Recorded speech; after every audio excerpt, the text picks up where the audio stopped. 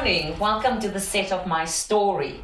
This is a platform we're creating to let ordinary women tell extraordinary stories. So my first guest today is a businesswoman, a golfer, a mother, a wife, and now an author.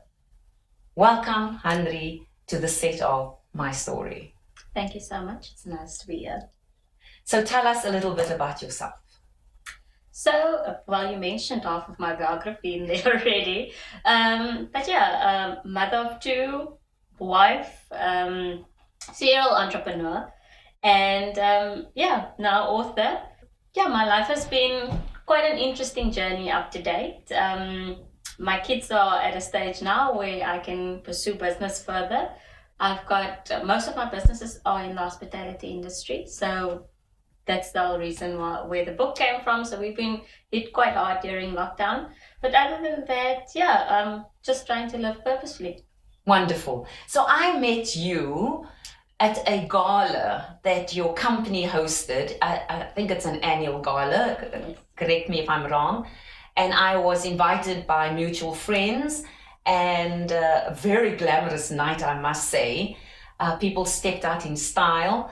And so tell us a little bit about your events company and what you do and what the market and the target is and the reason for this events company.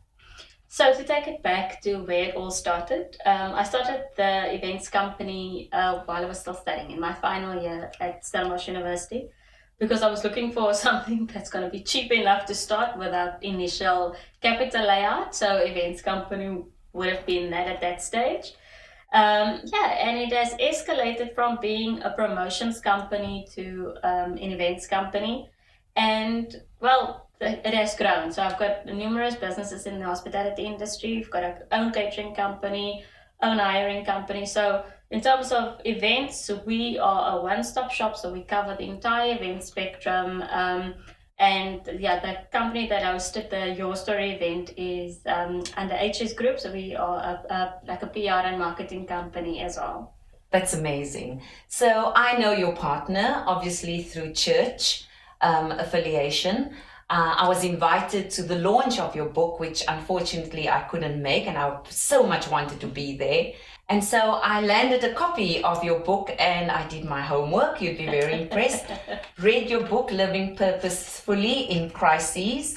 And in your foreword, it is written that your vision for 2020 was the year of rebirth. So when we come back to vision, my vision for 2020 was 2020, the year of plenty. My goodness. 2020 knocked the wind out of our sails, literally, because in my head, 2020 year of plenty was prosperity, growth, new season, new journey, and it was everything but that. So tell me a little bit about your vision for 2020 being rebirth. What does that mean? Well, at that stage, rebirth in my head was also connected to the 2020, but not knowing that it was actual rebirth. I mean, if you go through stages of giving birth in general, you would know how much pain has to come from that before you can actually see the end goal. And I think what 2020 was actually all about for me, in context of the rebirth, was we literally had to break down to our foundation.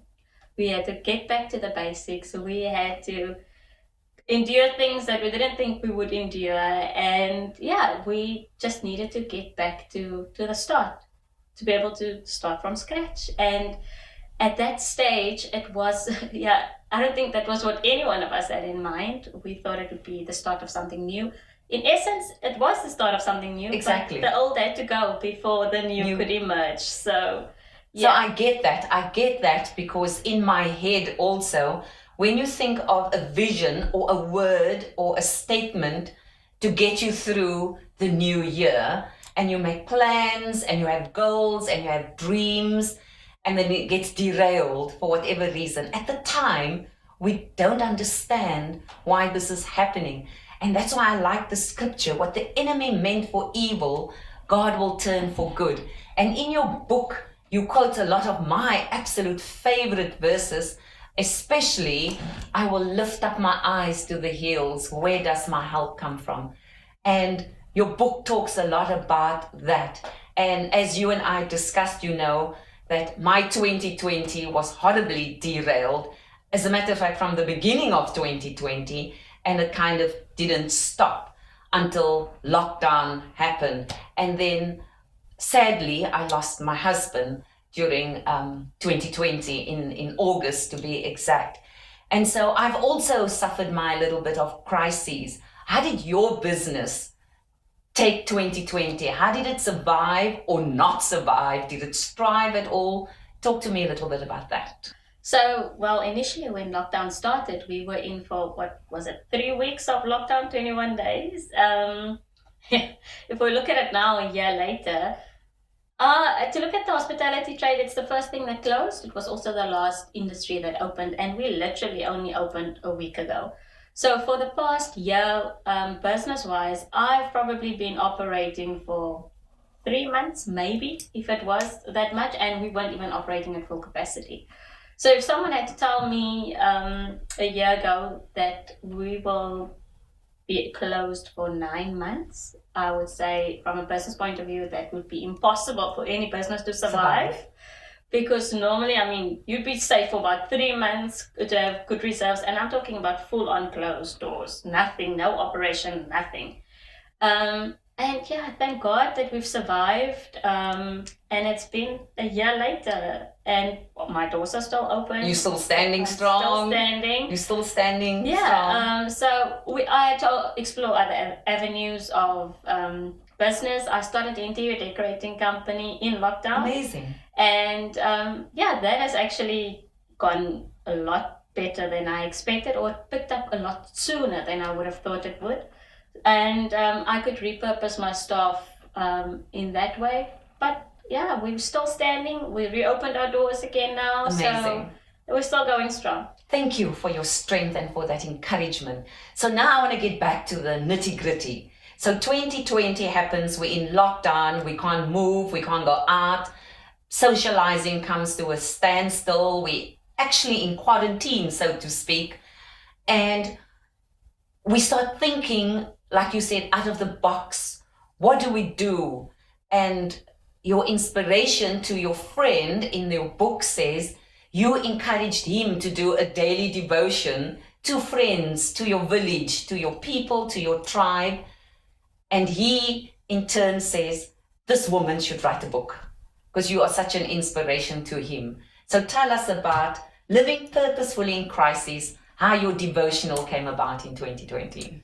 So the week of lockdowns, I woke up the one morning and God gave me a word, and he told me that I need to write for 40 days. Irrespective of what's going to happen, you need to write for 40 days. So I have been journaling on and off, but it's never been something that I would have published on a public platform at all.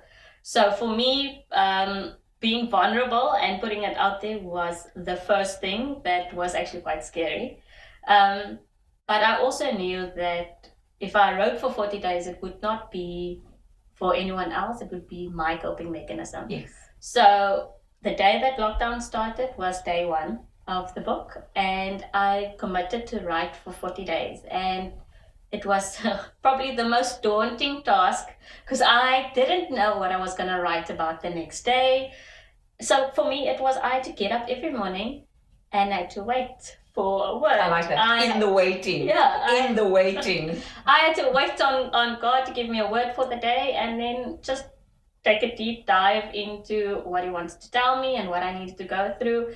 And what was so amazing about it all is it was my journey through that. It was my experiences, what I had to go through. But my focus was completely shifted during that time. I was focused on what I needed to write. I was so encouraged because I had like fresh word every morning. And after the 40 days, I had a book, It was finished, and it was something I didn't even know that it had been completed. So I have a book. 40 days later, the book was completed. There wasn't going back and rewriting. It was literally editing and rollout. So yeah, in October we launched. Hanri, you inspire me. You inspire me. So when I think about 2020, and when the world thinks about 2020, they think, we need to forget this year. We need to forget that year. We need to move on. We are now in 2021. We need to move on. Yet, when I read your book, as you say, it was for you. But when I read your book, it was for me. So tell me about the feedback that you call your village that supported you, that surrounded you. I have a tribe that does that. So what did your village say about your book? So, yeah, I've gotten extremely good feedback, and I think what people did with the book is they made it personal, just like you did. So, someone told me that this book was a map that I gave them on their own journey. So, and I think that was quite a big compliment because they could take it and adapt it to whatever circumstances or whatever situations they were going through. And ideally, that was my goal. It was never for me. It was to see how it can empower and help and inspire other people. And I think I'm still amazed at how well it's been received because it's daunting putting yourself out there on a platform that people can criticize and being completely vulnerable. Yes. But ultimately, it's your story. I like that. It's your story. So reading your book, I think of my own journey. I think of my 2020 and even before 2020, that the road is never paved with roses. And as children of God, we know that firsthand.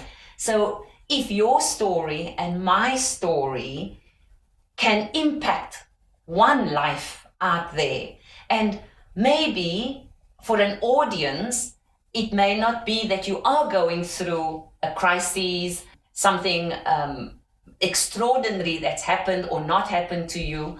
I always say there's tomorrow and there's over tomorrow.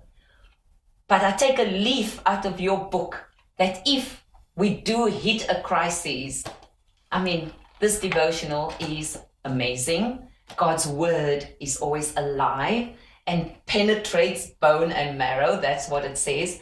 And so that is just a great encouragement and inspiration for women out there, for men and women, but for women out there, because the platform we're creating is to inspire women, to give women a hope, women who have loved and lost, but there's hope for everyone. And Hanli, you would agree with me, everyone has a story, isn't it? Very true. Everyone has a story. And no one's story is greater or lesser than your story and my story. But don't you think it's amazing that we can create a platform to encourage women to be vocal and tell their story? No, it is. I mean, I think we live in a society, and as you mentioned, that telling your story and sharing your experiences has become a taboo. And people see it as putting themselves out there and being vulnerable and being criticized for it. But ultimately, I'm completely in agreement with you. If we can impact one person's life out of a story, isn't that worth telling? Absolutely. I love that. Isn't that worth telling? So coming back to the rebirth, when we look now, 2020 is behind us. Your book has been published. It is an inspirational, it's a daily devotion. It has lots of topics that we talk about, about provision, God's comfort, God's strength, strength in the storm, your walk with the Lord.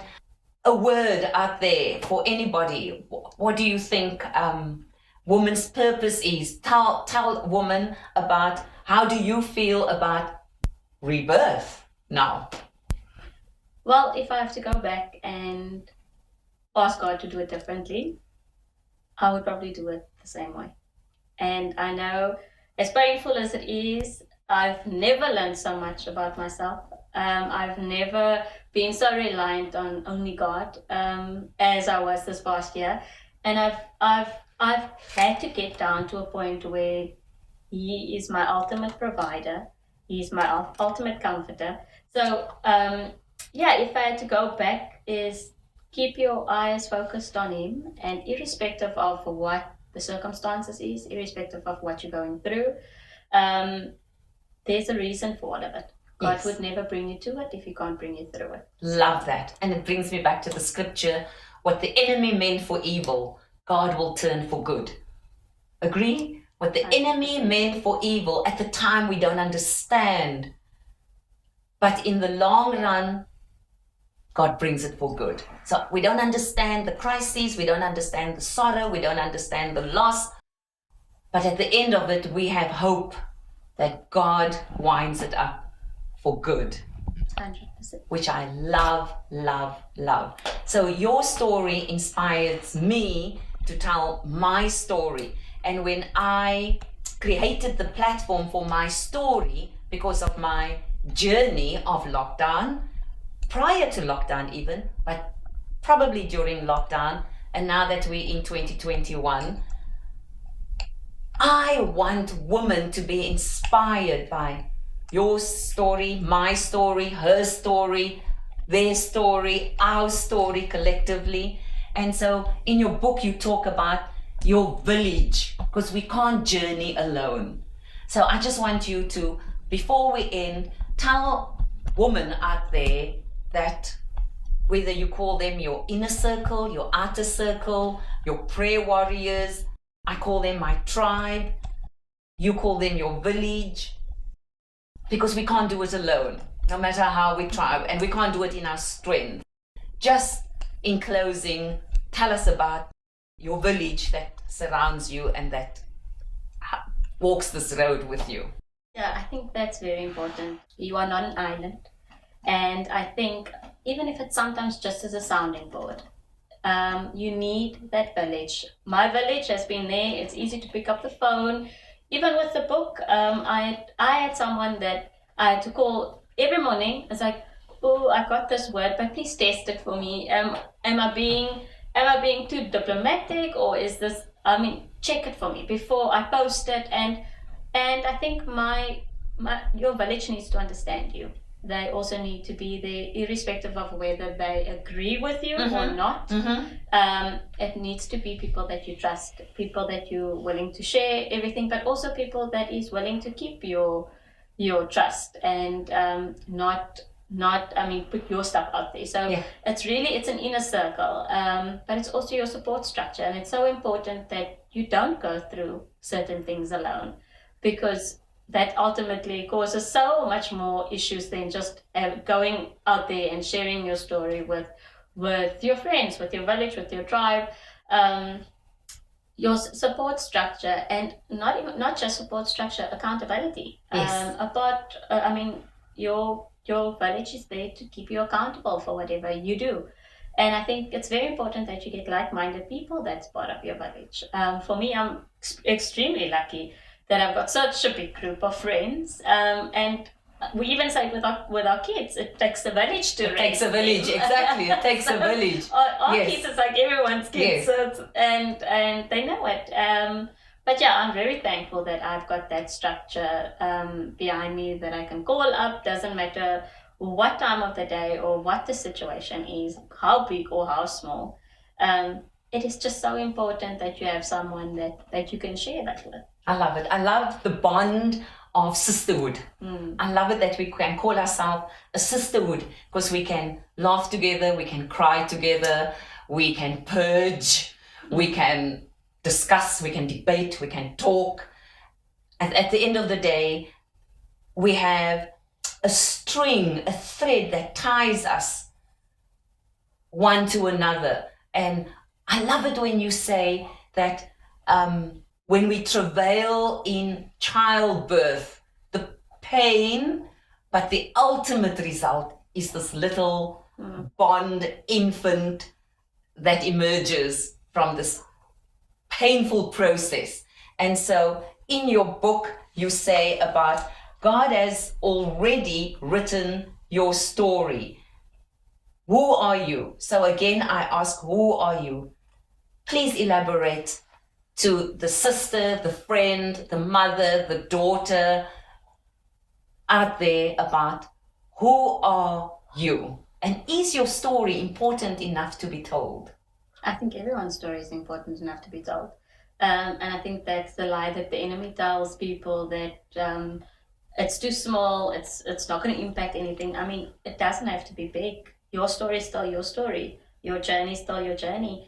And I think God has already established that long before we were born. Your story's been set out long before then. Yeah. And it doesn't mean that you have to go through trials and tribulations for you to have a story to tell.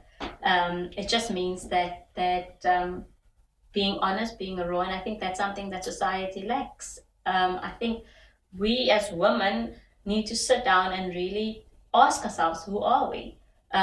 Who are we in God? Who are we in ourselves? Mm-hmm. And I think for me, the year 2021 is a year of self-love, taking care of myself, and just rediscovering who I am. And I think for us to be a good wife, to be a good mother, you need to know who you are. You need to be comfortable in who you are, because ultimately you are literally what your whole family all depends on. And for me, it's important that we be raw and honest with ourselves with certain things. Who are you, and what is your story? What is your story? I love that. What is your story?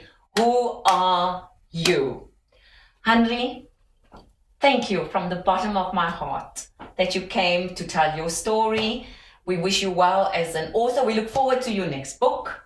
I hope there's one in the pipeline. We look forward to that.